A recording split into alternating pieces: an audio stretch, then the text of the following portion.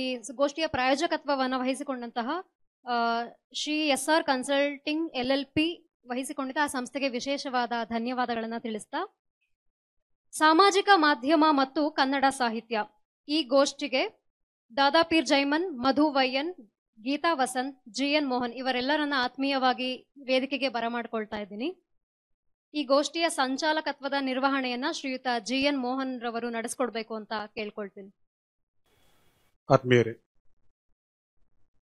ಒಂದು ಮೊದಲನೇದಾಗಿ ಬುಕ್ ಬ್ರಹ್ಮ ಇಷ್ಟು ಅಚ್ಚುಕಟ್ಟಾಗಿ ಆತ್ಮೀಯವಾಗಿ ಕನ್ನಡದ್ದೇ ಬನ್ನಿ ಅನ್ನುವ ರೀತಿಯಲ್ಲಿ ಅದರ ಜೊತೆಗೆ ಬೇರೆ ಭಾಷೆಗಳನ್ನೂ ಸೇರಿಸಿಕೊಂಡು ಮಾಡ್ತಾ ಇರತಕ್ಕಂಥ ಈ ಸಾಹಿತ್ಯ ಉತ್ಸವ ತುಂಬ ಚೆನ್ನಾಗಿದೆ, ಖುಷಿಯಾಗಿದೆ ಅಂತ ಹೇಳ್ತಾ, ಇವತ್ತಿನ ಈ ಗೋಷ್ಠಿ ಸಾಮಾಜಿಕ ಮಾಧ್ಯಮ ಮತ್ತು ಕನ್ನಡ ಸಾಹಿತ್ಯ, ಸಾಮಾಜಿಕ ಮಾಧ್ಯಮ ಮತ್ತು ಕನ್ನಡ ಸಾಹಿತ್ಯಕ್ಕೆ ಸಂಬಂಧಪಟ್ಟ ಹಾಗೆ ಆ ಕ್ಷೇತ್ರದಲ್ಲಿರ್ತಕ್ಕಂಥ 3 ಜನ, ಆ ಕ್ಷೇತ್ರದಲ್ಲಿ ಅನ್ನೋದಕ್ಕಿಂತ ಆ ಕ್ಷೇತ್ರದ ಸುತ್ತಮುತ್ತ ಒಳಗೆ ಕೈಯಾಡಿಸ್ತಾ ಓಡಾಡ್ತಿರ್ತಕ್ಕಂಥ 3 ಜನ ಇಲ್ಲಿ ಸೇರಿದ್ದಾರೆ. ದಾದಾಪೀರ್ ಜೈಮನ್ 3 ಜನರನ್ನು ಪರಿಚಯ ಮಾಡಿಕೊಡ್ಬೇಕಾದ ಅಗತ್ಯ ಇಲ್ಲಿರುವವರಿಗೆ ಖಂಡಿತ ಇಲ್ಲ. ಆದರೂ ಕೂಡ ದಾದಾಪೀರ್ ಜೈಮನ್ ಕೇಂದ್ರ ಸಾಹಿತ್ಯ ಅಕಾಡೆಮಿಯ ಯುವ ಪುರಸ್ಕಾರವನ್ನು ಪಡೆದಂಥವರು. ಅಷ್ಟೇ ಅಲ್ಲದೆ ಕುವೆಂಪು ಭಾಷಾ ಭಾರತಿ ಅನುವಾದ ಪ್ರಶಸ್ತಿ, ಟೋಟೋ ಪ್ರಶಸ್ತಿ, ಮಾಸ್ತಿ ಪ್ರಶಸ್ತಿ. ಬೆಳಗ್ಗೆ ನಾವು ಮಾತಾಡ್ತಿದ್ವಿ ದಾದಾಪೀರ್ ಆಚೆ ಕಡೆ ಏನಂತಂದ್ರೆ ಬಲ್ಕ್ ಕಂಗ್ರ್ಯಾಚುಲೇಷನ್ಸ್ ಅಂತ ಒಂದು ಹೊಸದು ಕಾಯಿನ್ ಮಾಡಿದ್ದಾರೆ. ನೀವೆಲ್ಲ ಸಗಟು, ನಾವೆಲ್ಲ ರಿಟೈಲು, ಹಾಗಾಗಿ ಕಂಗ್ರ್ಯಾಚುಲೇಷನ್ಸ್ ಅಂತ ಹೇಳ್ತಾ, ನೀಲಕುರಿಂಜಿ ಇವರ ಒಂದು ರೀತಿಯ ಎಲ್ಲರೂ ಕೂಡ ಮುಟ್ಟಿರುವ, ಓದಿರುವ ಮತ್ತೆ ಒಳಗೆ ಇಳಿಸ್ಕೊಂಡಿರ್ತಕ್ಕಂಥ ಕೃತಿ. ಮಧು ವೈಯನ್ ಇಲ್ಲಿರ್ತಕ್ಕಂಥ ಎಲ್ಲರಲ್ಲಿರುವಂತಹ ಪಡ್ಡೆತನಕ್ಕೆ ಮಾತು ಕೊಟ್ಟವರು. ಸೊ ಅವರು ಮಾತಾಡೋದಕ್ಕೆ ಅಂಜಿದ ಕೃತಿಗಳಲ್ಲಿ ಅಲ್ವಾ, ಹೇಳ್ಬೇಕು ಅಲ್ಲ, ಮೈಕ್ ನನ್ನ ಹತ್ರ ಇದೆ ಅಲ್ಲ. ಓಕೆ, ಮಧು ಅವರ ಕಾರೆಹಣ್ಣು ಕೃತಿ ತುಂಬಾ ದೊಡ್ಡ ಸದ್ದು ಮಾಡಿತು. ಅವರು ತಮ್ಮ ಕಥೆಗಳ ಮೂಲಕ ಕನ್ನಡ ಸಾಹಿತ್ಯ ಲೋಕಕ್ಕೆ ಎಂಟ್ರಿ ಕೊಟ್ಟಾಗ ಅದಕ್ಕೆ ಈ ಹೊತ್ತಿಗೆ ಪ್ರಶಸ್ತಿ ಕೂಡ ಸಿಕ್ತು. ಆನಂತರದಲ್ಲಿ ನಮ್ಮದೇ ಬಹುರೂಪಿ P4 ಕೃತಿಯನ್ನ ಪಡೆದ್ವಿ. ಅದನ್ನ ಓದುಗರು ಹಾಗೆಯೇ ಆ ನಂತರದಲ್ಲಿ ಟೆಕ್ನಿಕಲ್ ರೈಟಿಂಗ್ಸ್ ಕಡೆಗೆ ಒಳ್ಕೊಂಡು, ಇವರ ಮುಖ್ಯವಾದಂಥ ಆಟದ ಅಂಗಳವೇ ಟೆಕ್ನಿಕಲ್ ಕ್ಷೇತ್ರ. ಯಾಕೆಂದ್ರೆ IBM ನಲ್ಲಿ ಇವರು ಡಾರ್ಕ್ ವೆಬ್ ತಂತ್ರಜ್ಞಾನದ ಬಗ್ಗೆ ಬರೆದ್ರು. ನಂತರದಲ್ಲಿ ಈಗ ಒಂದು ಪ್ರೊಮೋ ಬಿಟ್ಟಿದ್ದಾರೆ, ಇನ್ನೊಂದು ಪುಸ್ತಕ ಬರೀತೀನಿ ಅಂತ ಹೇಳಿ. ಅದು ಎದುರಿಸಿದ್ರ ಸುಮ್ಮನೆ ಎದುರಿಸಿದಾರಂತೆ. ಕನಸೆ ಕಾಡು ಮಲ್ಲಿಗೆ ವ್ಯಾಪಕವಾದ ಪ್ರತಿಕ್ರಿಯೆ.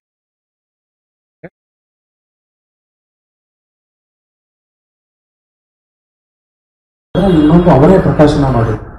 ಹಾಗಾಗಿ 2 ರೀತಿಯ ಅನುಭವಗಳನ್ನ ಆ ಮೂಲಕ ಪಡ್ಕೊಂಡ್ರು. ಗೀತಾ ವಸಂತ ತುಮಕೂರು ವಿಶ್ವವಿದ್ಯಾಲಯದಲ್ಲಿ ವೃತ್ತಿಯಲ್ಲಿದ್ದಾರೆ.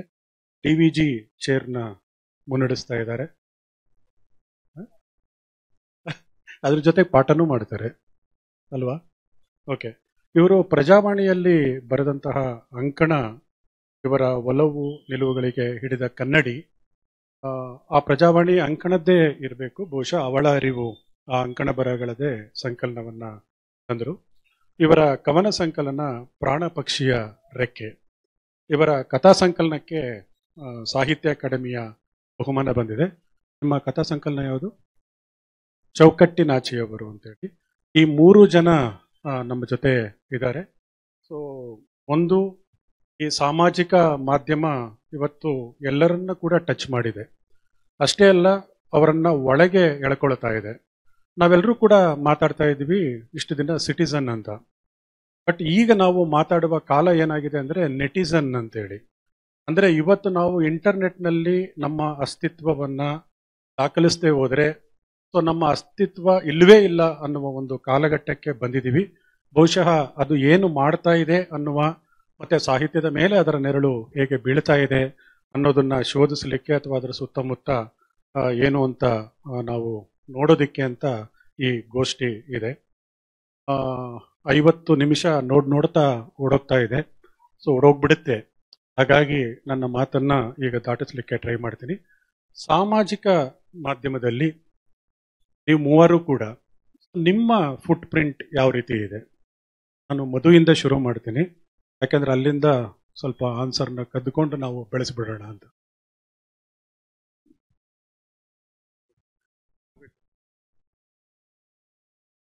ಕೇಳಿಸುತ್ತಲ್ಲ? ನಂದು ಇರೋದೇ ಸೋಷಿಯಲ್ ಮೀಡಿಯಾದಲ್ಲಿ ಸರ್. ನನಗೆ ಹೆಚ್ಚಾಗಿ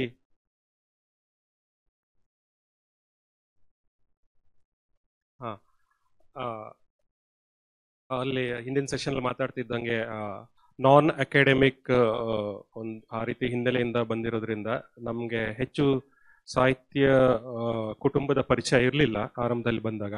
ಅದರಿಂದ ನಾನೊಂದು ನೆಟ್ವರ್ಕ್ ಅಂತ ಬೆಳೆಸ್ಕೊಂಡಿದ್ದೆ ಸೋಷಿಯಲ್ ಮೀಡಿಯಾ ಮೂಲಕ. ಹಿರಿಯ ಲೇಖಕರು ಅವರ ಪರಿಚಯ ಆಗಿದ್ದು, ಅವ್ರ ಬರಹಗಳನ್ನ ನಾವು ನೋಡೋಕೆ ಸಾಧ್ಯವಾಗಿದ್ದು, ಅವ್ರು ಏನು ಮಾಡ್ತಾರೆ, ಏನು ಸಾಹಿತ್ಯ ಲೋಕದಲ್ಲಿ ಏನಾಗ್ತಿದೆ ಅದೆಲ್ಲ ಗೊತ್ತಾಗಿದ್ದು ಸೋಷಿಯಲ್ ಮೀಡಿಯಾ ಮೂಲಕ. ಅದರಿಂದ ಹೊಸಬರಿಗೆ ಸೋಷಿಯಲ್ ಮೀಡಿಯಾವೇ ಮೇನ್ ಗೇಟ್, ಮುಖ್ಯ ದ್ವಾರ. ಹೊರಗಡೆಯಿಂದ ಸಾಹಿತ್ಯ ಲೋಕದಿಂದ ಹೊರಗಡೆಯಿಂದ ಬರ್ತಿರೋರಿಗೆ.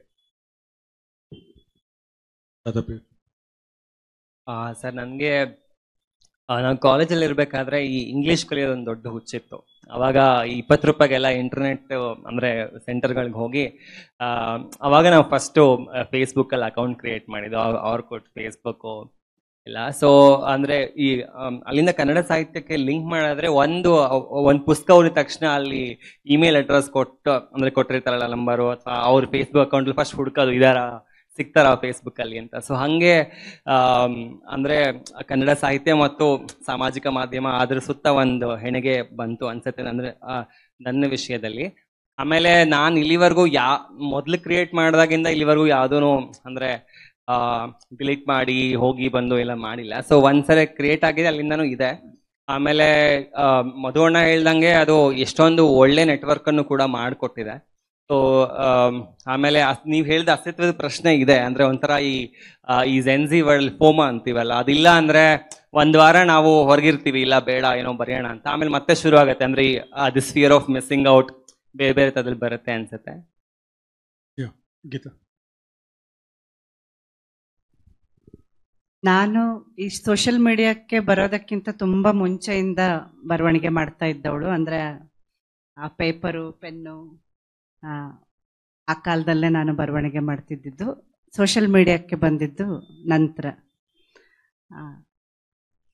ಇಲ್ಲಿ ನನಗೆ ಒಂದು ಏಕಾಂತ ಮತ್ತು ಲೋಕಾಂತವನ್ನ ನಿಭಾಯಿಸುವ ಒಂದು ಪ್ರಶ್ನೆ ಕಾಡ್ತದೆ. ಅಂದ್ರೆ ನಾವು ಏನೇ ಒಂದು ಕ್ರಿಯೇಟಿವ್ ಆದದ್ದನ್ನ ಸೃಜಿಸಬೇಕಾದ್ರೆ ಅಲ್ಲಿ ಒಂದು ಗಾಢವಾದ ಏಕಾಂತ ಬೇಕೇ ಬೇಕು. ಅಂದ್ರೆ ಇದು ಪೊಲಿಟಿಕಲಿ ಕರೆಕ್ಟು, ಇದು ರಾಜಕೀಯ ಪ್ರಜ್ಞೆಯಿಂದ ಹುಟ್ಟಿದ್ದು, ಇದು ಸಾಮಾಜಿಕ ಪ್ರಜ್ಞೆಯಿಂದ ಹುಟ್ಟಿದ್ದು, ಇದು ಲಿಂಗ ಪ್ರಜ್ಞೆಯಿಂದ ಹುಟ್ಟಿದ್ದು.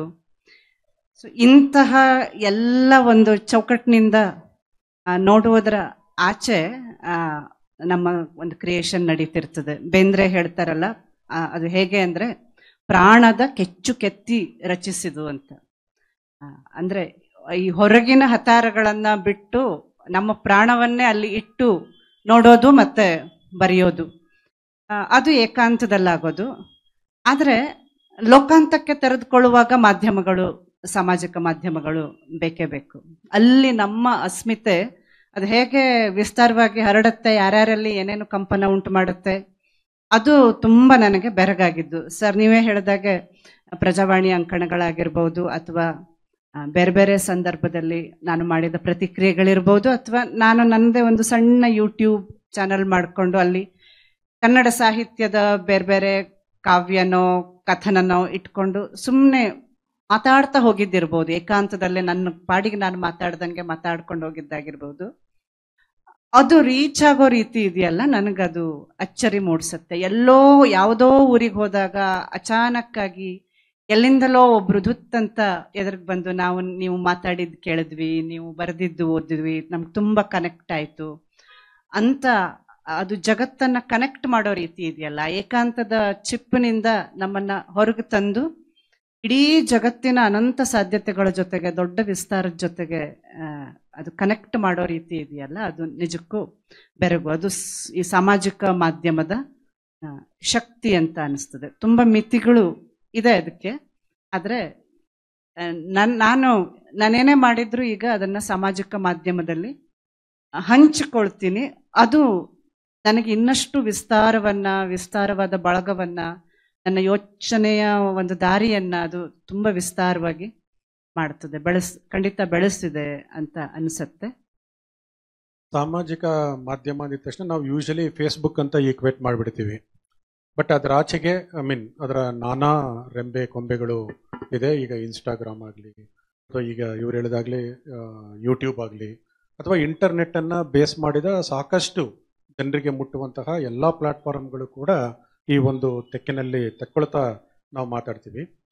ಒಂದು ಮೈಸೂರು ಸಾಹಿತ್ಯ ಸಮ್ಮೇಳನದಲ್ಲಿ ಒಂದು ಮಾತುಕತೆ ಆಯಿತು. ಅಲ್ಲಿ ಮುಖ್ಯ ಸಾಹಿತಿ ಒಬ್ಬರು ಹೇಳಿದರು, ಏನಂತಂದರೆ ಫೇಸ್ಬುಕ್ ಸಾಹಿತಿಗಳು ಸಾಹಿತಿಗಳೇ ಅಲ್ಲ, ಫೇಸ್ಬುಕ್ ಸಾಹಿತ್ಯನೇ ಅಲ್ಲ ಅಂತೇಳಿ. ಇದೊಂದು ದೊಡ್ಡ ಒಂದು ರೀತಿಯ ಮಾತುಕತೆಗೂ ಮತ್ತು ಘರ್ಷಣೆಗೂ, ಅದರ ನಂತರ ಬೇರೆ ಆ್ಯಕ್ಷನ್ಸ್ಗೆ ಕೂಡ. ಯಾಕೆ ಅಂತಂದರೆ ಅದಕ್ಕೆ ಪ್ರತಿಕ್ರಿಯೆಯಾಗಿ ಧಾರವಾಡದಲ್ಲಿ ಕನ್ನಡ ಸಾಹಿತ್ಯ ಸಮ್ಮೇಳನ ಅದರ ಮರುವರ್ಷ ಮಾಡಿದಾಗ ಫೇಸ್ಬುಕ್ ಸಾಹಿತಿಗಳ ಅಂಗಡಿಯೇ ಅಲ್ಲಿ ಆರಂಭ ಆಯಿತು. ರಾಜ್ಕುಮಾರ್ ಮಡಿವಾಳರ ಅವರ ನೇತೃತ್ವದಲ್ಲಿ ಅವರ ಗೆಳೆಯರೆಲ್ಲರೂ ಸೇರಿ. ಅಂದರೆ ಇಷ್ಟು ದೊಡ್ಡದಾದ ಚರ್ಚೆಯನ್ನು ಇದು ಮಾಡಿದಾಗ ಆ ಹೇಳಿಕೆ, ಅಂದರೆ ಸಾಮಾಜಿಕ ಮಾಧ್ಯಮವನ್ನು ನೀವೀಗ ಹೇಳಿರುವ ರೀತಿಯಲ್ಲಿ ಒಂದಲ್ಲ ಒಂದು ರೀತಿಯಲ್ಲಿ ನೀವು ಅದನ್ನು ಸಾಹಿತ್ಯದ ಒಂದು ಹೆಜ್ಜೆ ಮುಂದೆ ತೆಕ್ಕೊಂಡು ಹೋಗ್ಲಿಕ್ಕೆ ಅಂತ ಬಳಸಿರುವಂಥ ಸಂದರ್ಭದಲ್ಲಿ ಈ ಹೇಳಿಕೆ ನಿಮಗೆ ಏನನ್ನಿಸ್ತದೆ?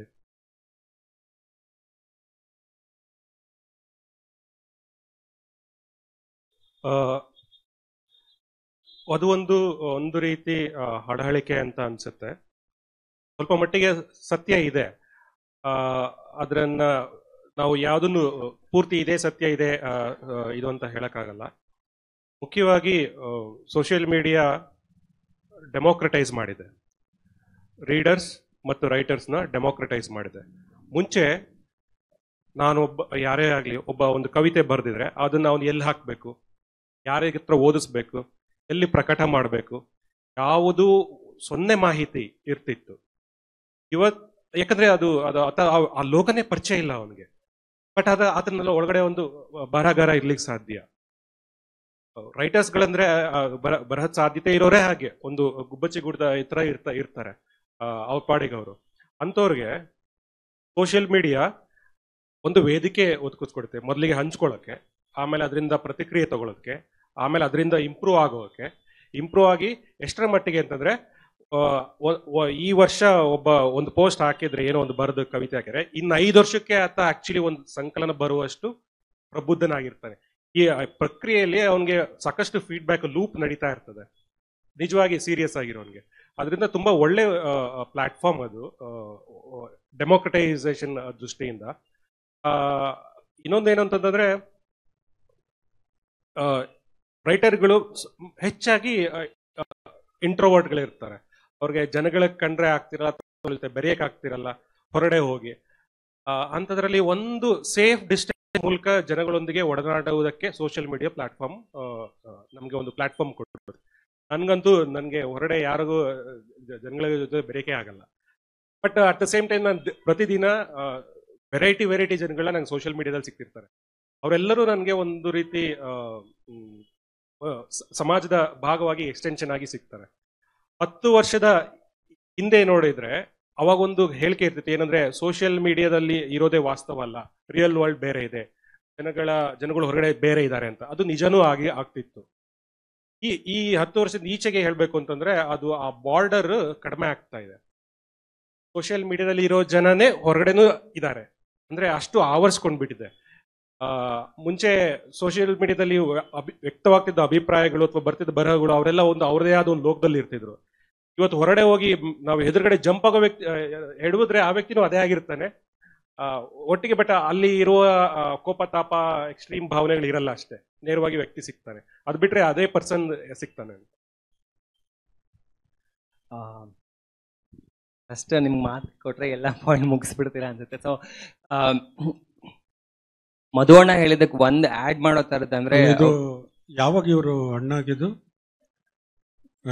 ಅಂದ್ರೆ ಅವ್ರು ಸ್ವಲ್ಪ ವಯಸ್ಸಾಗಿದೆ ಅಂತೆ, ಅಂದ್ರೆ ಮಧು ನನಗಿಂತ ಸ್ವಲ್ಪ ಜಾಸ್ತಿ ವಯಸ್ಸು.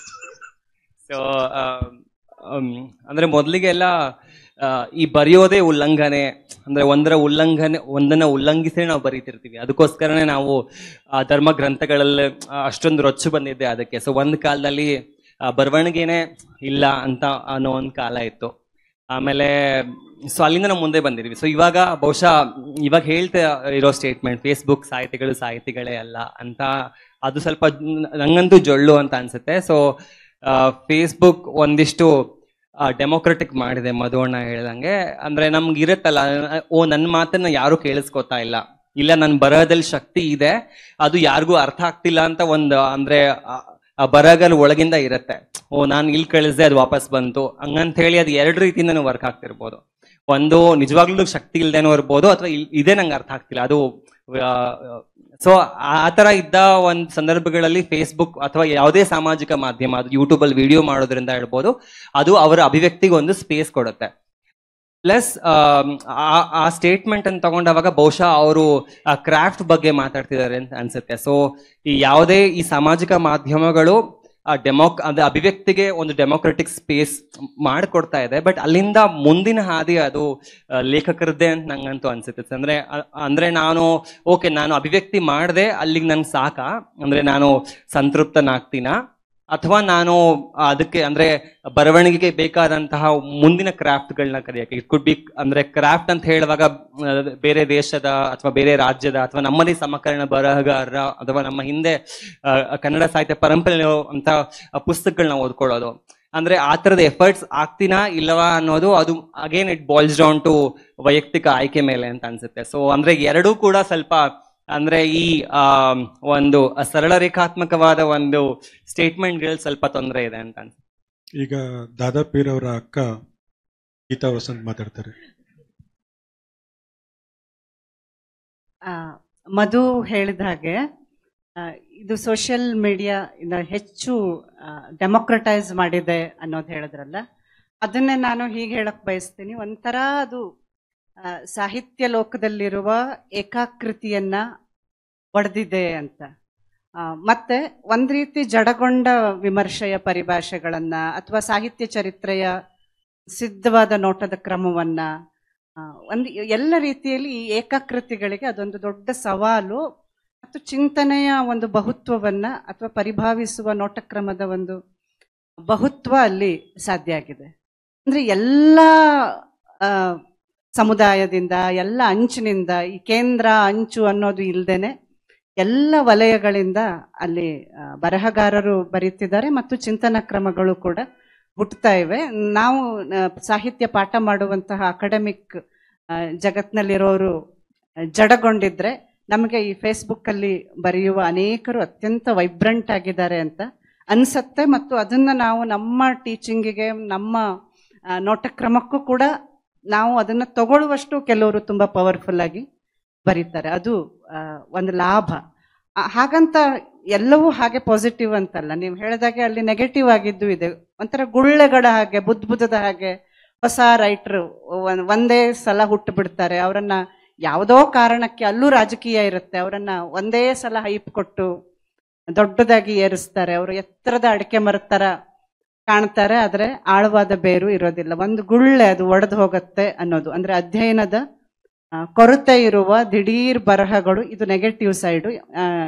ಅಂದ್ರೆ ಅವರಿಗೆ ಒಂದು ಆ ಬರವಣಿಗೆಯ ದಾದಾ ಹೇಳಿದ ಈ ಕ್ರಾಫ್ಟ್ ಮನ್ಶಿಪ್ ಆಗ್ಲಿ ಅಥವಾ ಪರಂಪರೆ ಆ ಒಂದು ಯೋಚನೆಯನ್ನ ಹೆಂಗೆ ಬಳಸ್ಕೊಂಡು ಬಂದಿದೆ, ಅದು ಒಂದು ಸಂಕತನ ಆಗಿ ಹೇಗೆ ಬೆಳೆದಿದೆ, ಈ ತರದ ಯಾವುದೇ ಪ್ರಜ್ಞೆ ಇಲ್ಲದೆ ದಿಢೀರ್ ಹೇಳಿಕೆಗಳು ಇಂಥವು ಕೂಡ ಒಂದು ಗುಳ್ಳೆಗಳ ತರ ಬೆಳೀತಾ ಇದೆ.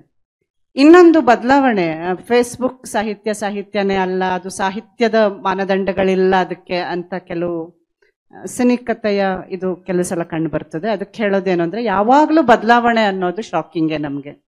ಬದಲಾವಣೆ ಅಂದ ಕೂಡಲೇ ಶಾಕ್ ಆಗ್ತೀವಿ. ಅಂದ್ರೆ ಮುದ್ದಣ್ಣ ಪದ್ಯಂ ವದ್ಯಂ ಗದ್ಯಂ ಹೃದ್ಯಂ ಅಂತ ಹೇಳ್ದ, ಅಲ್ಲೊಂದು ಬದಲಾವಣೆ ಕಾಣಿಸ್ತು.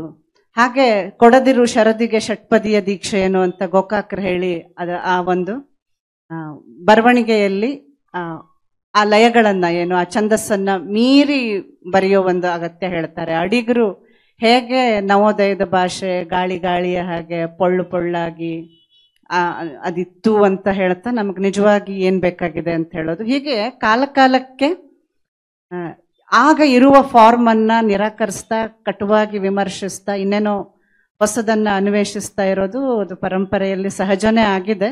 ಬಹುಶಃ ನಮಗೆ ಈಗ ಈ ರೀತಿಯ ಬರವಣಿಗೆಯ ಬಗ್ಗೆ ಈ ಕಾಲದ ಬಿಂದುವಿನಲ್ಲಿ ನಿಂತು ಇದು ಪೊಳ್ಳಾಗಿದೆ ಜೊಳ್ಳಾಗಿದೆ ಅಂತ ನಾವು ಮಾತಾಡ್ತೀವಿ. ಆದ್ರೆ ಎಲ್ಲ ಕಾಲದಲ್ಲೂ ಈ ಜೊಳ್ಳುಗಳ ಮಧ್ಯನೇ ಎಲ್ಲೋ ಒಂದು ಗಟ್ಟಿ ಕಾಳು ಇರ್ತದೆ. ಅದನ್ನ ಕಾಣುವ ಕಣ್ಣೋಟ ಮತ್ತು ಹುಡುಕುವ ಸೂಕ್ಷ್ಮತೆ ಇದ್ರೆ ನಾವು ಇದನ್ನ ತುಂಬಾ ಪಾಸಿಟಿವ್ ಆಗಿ ಬಳಸ್ಕೋಬಹುದು ಅನ್ಸುತ್ತೆ. ಬಹುಶಃ ಗೀತಾ ವಸಂತ ಅವರ ಮಾತುಗಳನ್ನೇ ವಿಸ್ತರಿಸೋದಾದ್ರೆ ಎಲ್ಲೋ ಒಂದ್ ಕಡೆ ನಮಗೆ ಕಾಣಿಸ್ತಾ ಇರೋದು ಈ ಟೆಕ್ನಾಲಜಿಯ ಭಯ.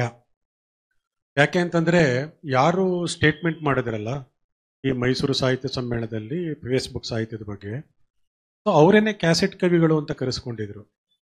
ಯಾಕೆಂತಂದ್ರೆ ಯಾವಾಗ ಹಾಡುಗಳು ತಂತ್ರಜ್ಞಾನನ ಬಳಸ್ಕೊಂಡು ಕ್ಯಾಸೆಟ್ಗೆ ಇಳಿಯೋದಕ್ಕೆ ಶುರುವಾಯಿತು, ಅವಾಗ ಕ್ಯಾಸೆಟ್ ಕವಿಗಳು ಅಂತ ಮೂದಲಿಸಿ ಅವರನ್ನ ಸಪರೇಟ್ ಆಗಿ ಇರಿಸುವಂತಹ ಕೆಲಸ ಸಾಹಿತ್ಯದಲ್ಲಿ ಶುರುವಾಗಿತ್ತು. ಸೊ ಆದರೆ ಅವರೇನೆ ನಂತರದಲ್ಲಿ ಈ ಸ್ಟೇಟ್ಮೆಂಟ್ ಅನ್ನ ಮಾಡೋದು, ಎಲ್ಲೋ ಒಂದ್ ಕಡೆ ಆ ಟೆಕ್ನಾಲಜಿ ಎಲ್ಲಿ ಅದು ವಿಸ್ತರಣೆ ಆಗ್ತಾ ಹೋಗ್ತಾ ಇದೆ ಆ ಭಯವನ್ನ ಅದು ಕಾಣಿಸ್ತಾ ಇತ್ತಾ ಅಂತ ನನಗೆ ಅನಿಸುತ್ತೆ. ಒಂದು ಇದರ ಮಧ್ಯದಲ್ಲಿ ಒಂದು ಮಾಹಿತಿಯನ್ನ ನಿಮಗೆ ಸಿಗಲಿ ಅಂತೇಳಿ, ಒಂದು ಇಡೀ ನಮ್ಮ ಟೆಕ್ನಾಲಜಿ ಇರೋದು ಅದು ಬೈನರಿಯ ಮೇಲೆ 0 ಮತ್ತೆ 1, ಈ ಎರಡರ ಮೇಲೇನೆ ಈ ಜಗತ್ತು ಇವಾಗ ಕುಣಿತಾ ಇದೆ. ಮಧು ಟಿಕ್ಕಿಯಾಗಿರೋದ್ರಿಂದ ಆ 0 ಮತ್ತೆ 1 ಇದನ್ನ ಸ್ವಲ್ಪ ಎಕ್ಸ್ಪ್ಲೈನ್ ಮಾಡಿ ಆಮೇಲೆ ನೆಕ್ಸ್ಟ್ ಹಾಗೆ ಕಂಟಿನ್ಯೂ ಮಾಡೋಣ.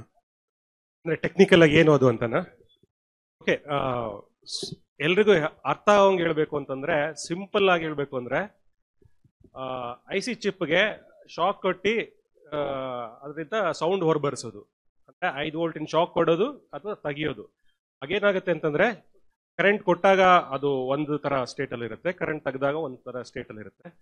ಸೊ ದಿಸ್ ಇಸ್ ವೆರಿ ಅಂದ್ರೆ ಒಂದು ದೊಡ್ಡ ವಿಧಾನನೇ, ಬಟ್ ಅದು ಬಹಳ ಮೈಕ್ರೋಸ್ಕೋಪಿಕ್ ಲೆವೆಲ್ ಅಲ್ಲಿ ಮಾಡೋದ್ರಿಂದ ಅದು ಲಾರ್ಜರ್ ಸ್ಕೇಲ್ ಅಲ್ಲಿ ನೋಡಿದಾಗ ಅದು ಆಕ್ಚುಲ್ ಆಗಿ ಒಂದು ಪ್ರಬುದ್ಧ ಭಾಷೆಯಾಗಿ ಹೊರಹೊಮ್ಮುತ್ತೆ. ಅಂತಂದ್ರೆ ನಾವು ಅದನ್ನು ವೋಲ್ಟೇಜ್ ಹೈ ಇದು ಮಾಡಿದಾಗ ಅದನ್ನ ಒಂದು ಅಂತ ನಾವೇ ಅರ್ಥ ಮಾಡ್ಕೊಳ್ಳೋದು, ನಾವೇ ಒಂದು ಅದಕ್ಕೊಂದು ಅರ್ಥ ಕೊಡೋದು. ವೋಲ್ಟೇಜ್ ತೆಗೆದಾಗ ಅದು 0 ಅಂತ ನಾವೇ ಒಂದು ಅದಕ್ಕೆ ಅರ್ಥ ಕೊಡೋದು. ಈ ಫಿಸಿಕಲ್ ಭೌತಿಕ ವ್ಯತ್ಯಾಸಗಳು ಆಗುವ ಮೆಟಲ್ ಅಲ್ಲಿ ಆಗುವ ವ್ಯತ್ಯಾಸನ ಅದನ್ನ ಒಂದು sequence of 0s and 1s ಮಾಡಿ ಅದಕ್ಕೆ ABCD ಅಂತ ಅರ್ಥ ಕೊಟ್ಕೊಂತ ಹೋಗೋದು. ಈಗ ನಾವು ಏನು ಲೆಟರ್ ಎ ಅಂತ ಪರದೆ ಮೇಲೆ ನೋಡ್ತೀವಿ, it's actually combination of 8 bits, ASCII bit ಅಂತಾರೆ. ಅಂದ್ರೆ 8 ಸಲ ಒಂದು ಟ್ರಾನ್ಸಿಸ್ಟರ್ಗೆ ಕರೆಂಟ್ ಕೊಟ್ಟು ತೆಗೆದುಕೊಂಡ್ರೆ ಅದು ಸ್ಟೇಟ್ ಸ್ಟೋರ್ ಮಾಡ್ಕೊಳ್ಳುತ್ತೆ. ಅವಾಗ ಅದರಿಂದ ಬರೋ ಇದು ಮೊತ್ತವನ್ನ ನಾವು ಎ ಅಂತ ಅರ್ಥ ಮಾಡ್ಕೋತೀವಿ. ಒಂದು ಚಿಪ್ ಅಲ್ಲಿ ಬಿಲಿಯನ್ ಗಟ್ಟಲೆ ಟ್ರಾನ್ಸಿಸ್ಟರ್ಗಳು ಇರ್ತವೆ. ಟ್ರಾನ್ಸಿಸ್ಟರ್ಗಳು ಮೆಮೊರಿಯಾಗಿ ಡೇಟಾ ಸೇವ್ ಮಾಡ್ಕೊರ್ತವೆ. CPU ಅದನ್ನ ಡೇಟಾನ ಒಳಗಡೆ ತಗೊಂಡು ಅದನ್ನ ಆಡ್ ಮೈನಸ್ ಅಲ್ಲೂ ಅದು CPU ಪ್ರೊಸೆಸಿಂಗ್ ಅನ್ನೋದು ಅಷ್ಟೇ ಬರುತ್ತೆ, ಪ್ಲಸ್ ಮೈನಸ್ ಡಿವಿಷನ್ ಮಲ್ಟಿಪ್ಲಿಕೇಶನ್ ಅಂತ. ಅದು ಹೊರಗಡೆ ನಾವು ಅದನ್ನ ಮನುಷ್ಯರು ಭಾಷೆಯಾಗಿ ಕನ್ವರ್ಟ್ ಮಾಡಿಕೊಂಡು ಅದನ್ನ ಅನುವಾದ ಅಂತನೋ ಅಂತ ಇನ್ನೊಂದಿನೋ ಅಂತ ನಮಗ್ ಬೇಕಾದ ಅರ್ಥ ಕೊಟ್ಕೊಂಡು ಮಾಡ್ತೀವಿ. Thank you. ಇದನ್ನ ಸರಳ ಅಂತಂದೆ ಅಲ್ಲ ನೀನು? Thank you. ಸೊ ನೆಕ್ಸ್ಟ್ ಪುಸ್ತಕ 0 ಮತ್ತೆ 1. ಸೊ ಮಧುದು ಓಕೆ ಇಲ್ಲ, ಒಂದು ಇದರ ಮೂಲ ಏನು ಅನ್ನೋದು ಸ್ವಲ್ಪ ಗೊತ್ತಿದ್ರೆ ಬಹುಶಃ ಸಾಮಾಜಿಕ ಮಾಧ್ಯಮ ಹೇಗೆ ಆಟ ಆಡುತ್ತೆ ಅಂತ ಗೊತ್ತಾಗ್ಲಿ ಅಂತ ನಾನು ಆ ಪ್ರಶ್ನೆಯನ್ನ ಕೇಳಿದೆ. ಒಂದು ಉದಾಹರಣೆ, ನೆರೆಯ ಅಂದ್ರೆ ಬಹುರೂಪಿಯಿಂದ ನಾವು ಈಗ ಸುಮಾರು ಮಲಯಾಳಂನಿಂದ ಅನುವಾದಗಳನ್ನ ಪ್ರಕಟಿಸ್ತಾ ಇದ್ದೀವಿ. ಆ ಸಂದರ್ಭದಲ್ಲಿ ನಮಗೆ ದಕ್ಕಿದ್ದೇನಂತಂದ್ರೆ, ಒಂದು ಪುಸ್ತಕ ತುಂಬಾ ದೊಡ್ಡ ಸುದ್ದಿ ಮಾಡಿತು ಕೇರಳದಲ್ಲಿ. ರಾಜಶ್ರೀ ಅಂತೇಳಿ ಅದರ ಕಾದಂಬರಿಗಾರ್ತಿ. ಅವರು ಏನಂತಂದ್ರೆ ಫೇಸ್ಬುಕ್ನಲ್ಲೇ ಬರೆದಂತಹ ಕಾದಂಬರಿ ಅದು. ಅವರು ಬರೆಯೋದಕ್ಕೆ ಶುರು ಮಾಡಿದಾಗ ಸೊ ಅವ್ರಿಗೂ ಕೂಡ ತುಂಬ ಆತಂಕಗಳಿತ್ತು. ಬಟ್ ಒಂದು ಚಾಪ್ಟರ್ ಹಾಕಿದ್ರು, ಬಂದಂತಹ ಪ್ರತಿಕ್ರಿಯೆಗಳು ಕಾರಣದಿಂದಾಗಿ ಇವರು ಕ್ಯಾರೆಕ್ಟರ್ಸ್ಗಳನ್ನು ಇಂಟ್ರೊಡ್ಯೂಸ್ ಮಾಡ್ತಾ ಹೋದ್ರು. ಅದು ಬೆಳೀತಾ ದೊಡ್ಡ ಕಾದಂಬರಿಯಾಗಿ, ಮತ್ತೆ ಅದು ತುಂಬ ವಿಶಿಷ್ಟ ಕಾದಂಬರಿ ಅಂತ ಅನಿಸ್ಕೊಂಡು ಅದು ಕೇರಳ ಸಾಹಿತ್ಯ ಅಕಾಡೆಮಿಯ ಪ್ರಶಸ್ತಿಯನ್ನ ಪಡೀತು, ಮೊದಲ ಕಾದಂಬರಿ ಆಕೆದು. ಮತ್ತೆ ಯಾಕೆ ಅವರು ಅದನ್ನ ಬಳಸಿದ್ರು ಅಂತಂದ್ರೆ, ಅವರು ಅಲ್ಲಿಯ ಭಾಷೆಯಲ್ಲಿ ಪ್ರಯೋಗ ಮಾಡಿದ್ರು, ಮತ್ತೆ ವಸ್ತುವಿನಲ್ಲಿ ಪ್ರಯೋಗ ಮಾಡಿದ್ರು. ಇದೆಲ್ಲ ಆಗಿದ್ದು ಅವರು ಫೇಸ್ಬುಕ್ನಲ್ಲಿ ಬರೆದ ಕಾರಣ, ಮತ್ತೆ ಅದಕ್ಕೆ ಬಂದಂತಹ ಈ ರೀಡರ್ಸ್ನ ರಿಯಾಕ್ಷನ್ಸ್. ಸೊ ಇದು ಎಲ್ಲೋ ಒಂದ್ ಕಡೆ ಕಲ್ಯಾಣಿಯನ್ನುಂ ದಾಕ್ಷಾಯಿಣಿಯನ್ನುಂ ಪೇರಾಯ ರಂಡ್ ಸ್ತ್ರೀಗಳುಡೆ ಕಥಾ, ಆ ಪುಸ್ತಕದ ಹೆಸರೇ ಕಾದಂಬರಿ, ಆಯ್ತಾ. ಸೊ ಅಂದ್ರೆ ನಮ್ಮ ಸಾಮಾಜಿಕ ಮಾಧ್ಯಮ ಅಂತ ಏನಿದೆ ಅದು ಸಾಕಷ್ಟು ರೀತಿಯಲ್ಲಿ ನಮಗೆ ಕೆಟಲಿಸ್ಟ್ ಆಗಿ ಕೆಲಸ ಮಾಡಿರುತ್ತೆ. ನಿಮ್ಮ ಮೂವರಿಗೂ ಕೂಡ ಈಗ ನೀವುಗಳು ಬಣ್ಣಿಸಿದ ಹಾಗೆ ಸಾಮಾಜಿಕ ಮಾಧ್ಯಮದಲ್ಲಿ ಸಾಕಷ್ಟು ಒಂದಲ್ಲ ಒಂದು ರೀತಿಯಲ್ಲಿ ಮತ್ತೆ ಒಂದಲ್ಲ ಒಂದು ಪ್ಲಾಟ್ಫಾರ್ಮ್ನಲ್ಲಿ ಸಕ್ರಿಯ ಆಗಿದ್ದೀರಾ. ನಿಮಗೆ ಅದು ಯಾವ ರೀತಿ ಕೆಟಲಿಸ್ಟ್ ಆಗಿದೆ ನಿಮ್ಮ ಬರವಣಿಗೆಗಾಗಲಿ ಅಥವಾ ಅದನ್ನು ಮುಂದೆ ತೆಕ್ಕೊಂಡು ಹೋಗ್ಲಿಕ್ಕೆ, ಅದನ್ನು ಪ್ರಚಾರ ಮಾಡಲಿಕ್ಕೆ? ಮೇಡಮ್ ಹೇಳಿದ್ದು 100ಕ್ಕೆ 100% ಏನು ಅಂದ್ರೆ, ನೀವು ಹೇಳಿದ್ದು ಸೋಷಿಯಲ್ ಮೀಡಿಯಾ ಲ್ಯಾಂಗ್ವೇಜ್ನ ಲಿಬರಲೈಸ್ ಮಾಡಿದೆ. ಅದು ಒಂದು. ಮುಂಚೆ ಪಠ್ಯದಲ್ಲಿ ಪುಸ್ತಕದಲ್ಲಿ ಬರ್ತಿದ್ದ ಭಾಷೆ ಒಂದು ಹೊಮೋಜಿನಸ್ ಆಗಿತ್ತು. ಇವಾಗ ಕರ್ನಾಟಕದಾದ್ಯಂತ ಎಲ್ಲ ಡೈರೆಕ್ಟರು ಅಲ್ಲಿ ಪಾರ್ಟಿಸಿಪೇಟ್ ಮಾಡೋದ್ರಿಂದ ಮತ್ತು ಅದನ್ನ ಮನ್ನಣೆ ಸಿಗೋದ್ರಿಂದ ಎಲ್ರಿಗೂ ಹೌದು ಇದು ಸಾಧ್ಯ, ಕನ್ನಡದಲ್ಲಿ ಫಿಕ್ಷನ್ನು ಅಥವಾ ನಾನ್ ಏನನ್ನು ಈ ರೀತಿ ನಮ್ಮ ಡೈಲೆಕ್ಟ್ ಅಲ್ಲಿ ಬರೆಯಕ್ಕೆ ಸಾಧ್ಯ ಅನ್ನೋದು ಲಿಬರಲೈಸ್ ಮಾಡುದು. ಎರಡನೇದು, ನೀವು ಕಾದಂಬರಿ ಉದಾಹರಣೆ ಕೊಟ್ಟಿದ್ದು, ಆಗಲೇ ಹೇಳಿದಾಗೆ ನನ್ನ ಕನಸೆ ಕಾಡು ಮಲ್ಲಿಗೆ ಕಾದಂಬರಿ ಈಗೇನು ಓಡ್ತಾ ಇದೆ ಅದು ನಾನು ಸೋಷಿಯಲ್ ಮೀಡಿಯಾದಲ್ಲೇ ಶುರು ಮಾಡಿದ್ದು. ಒಂದೊಂದು ಚಾಪ್ಟರ್ ನಾನು ಫಸ್ಟ್ ಚಾಪ್ಟರ್ ಹಾಕಿದೆ ಸೋಷಿಯಲ್ ಮೀಡಿಯಾದಲ್ಲಿ, ಅದಕ್ಕೆ ಬಂದು ರೆಸ್ಪಾನ್ಸ್ ಬಂತು. ಆಮೇಲೆ ಅದಕ್ಕೆ ಇನ್ನೊಂದು ನೆಕ್ಸ್ಟ್ ಚಾಪ್ಟರ್ ಹಾಕಿದೆ. 3 ಚಾಪ್ಟರ್ ಹಾಕಿ ಸುಮ್ನಾಗೋಣ ಅಂತ ಅನ್ಕೊಂಡಿದ್ದೆ.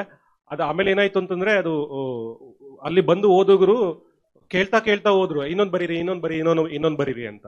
ಅವರು ಅಂದ್ರೆ ಕೇಳಿದ ಮಾತ್ರಕ್ಕೆ ಏನು ಹುಟ್ಟಿಸ್ಕೊಂಡ್ ಬರೆಯೋದು ಅಲ್ವಾ. ಬಟ್ ಆದ್ರಿಂದ ನನಗೆ ಆಲ್ರೆಡಿ ಒಂದು ಮನಸ್ಸಲ್ಲಿ ಇದ್ದಿದ್ದ ಒಂದು ಸಬ್ಜೆಕ್ಟ್ ಅನ್ನ ಅವರ ಬೇಡಿಕೆಯನ್ನು 2 ಸೇರಿಸ್ಕೊಂಡು ಮತ್ತೆ ಚಾಪ್ಟರ್ ವೈಸ್ ಬರೀತಾ ಹೋದೆ.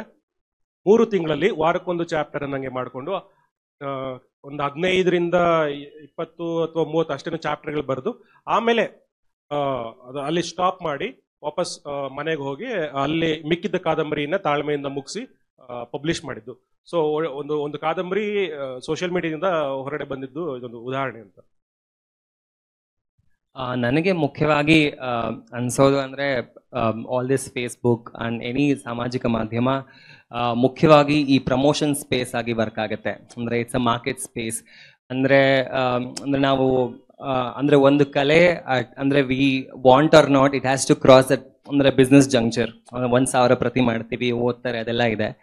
ಸೊ ಮುಖ್ಯವಾಗಿ ಇವತ್ತಿನ ಕಾಲದಲ್ಲೂ ಇವತ್ತಿಗೆ ಲೇಖಕರು, ಪ್ರಕಾಶಕರು ಮತ್ತೆ ಈವನ್ ಡಿಸ್ಟ್ರಿಬ್ಯೂಟರ್ಗಳಿಗೂ ಎಲ್ಲರೂ ಕೂಡ ಅವರು ಬರೆದ ಕೃತಿಯ ಅಂದ್ರೆ ಆ ಪ್ರಮೋಷನ್ಗಂತಾನೆ ಮುಖ್ಯವಾಗಿ ಈ ಫೇಸ್ಬುಕ್ ಮತ್ತು ಇದರ ಮಾಧ್ಯಮಗಳನ್ನ ಯೂಸ್ ಮಾಡ್ಕೋತಾರೆ. ಆಮೇಲೆ ಅಂದ್ರೆ ಅದು ಪ್ರಶಸ್ತಿ ಬಂದಿರೋ ವಿಷಯ ಆಗಿರ್ಬೋದು, ಪುಸ್ತಕ ಪ್ರಕಟಣೆ ಆಗಿರೋ ವಿಷಯ ಆಗಿರ್ಬೋದು, ಅಂದ್ರೆ ಈ ಪುಸ್ತಕಕ್ಕೆ ಈ ಕವರ್ ಆಗಿದೆ ಹೆಂಗಿದೆ ಅಂತ ಕೇಳೋದಾಗಿರ್ಬೋದು. ಆಮೇಲೆ ಮಧುವಣ್ಣ ಹೇಳ್ತಿದ್ದಂಗೆ ಅಂದ್ರೆ ಒಂದು ಕ್ಯೂರಿಯಾಸಿಟಿ ಬಿಲ್ಡಿಂಗ್ ಆಗಿರ್ಬೋದು. ಸೊ ಇದು ಮುಖ್ಯವಾಗಿ ಅಂದ್ರೆ which acts is a catalyst for everybody in the ಅಂದ್ರೆ ಸಾಹಿತ್ಯದಲ್ಲಿ ಇರೋರಿಗೆ ಅಂತ. ಏನೋ ಆಯ್ತು, ಮರ್ತೋಯ್ತು. ಓಕೆ ಗೀತಾ.